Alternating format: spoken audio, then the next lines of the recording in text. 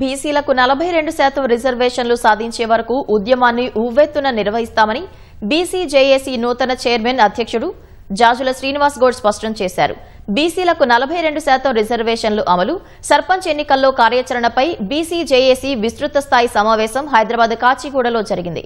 ఈ సమావేశంలో BC JAC నూతన చైర్మన్ గా జాజుల శ్రీనివాస్ గౌడ్ ను ఎన్నుకున్నారు.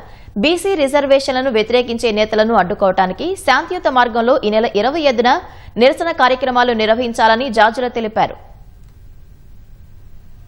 ఇవాళ ఈ స్థానిక ఎన్నికలాపి బీసీ సంఘాలతో చర్చలకు పిలవాలి, మా డిమాండ్ పెడతాం. ఇవాళ జేఏసీలో కూడా చెప్పిన 25 నాడు మనం మొత్తం శవయాత్ర చేస్తారా, దిష్టి బొమ్మలు గాలు పెడతారా, ప్రజాస్వామ్యబద్ధంగా శాంతియుతంగా మన నిరసన 25 నాడు పెద్ద ఎత్తున రాష్ట్రంలో తెలపాలని చెప్పి పిలుస్తున్నాం. 30 తారీఖున బీసీల రాజకీయ యుద్ధ పేరుతోటి చెలో హైదరాబాద్ పిలిపిస్తున్నాం. వేల మందితోటి ఆ రోజు అన్ని కులవృత్తుల ప్రదర్శన చేసుకుంటా సుందరయ్య విజ్ఞాన కేంద్రం నుంచి ఆ తర్వాత ఇందిరా పార్క్ వద్ద రాజకీయ యుద్ధ పేరు సభ ఉంటది.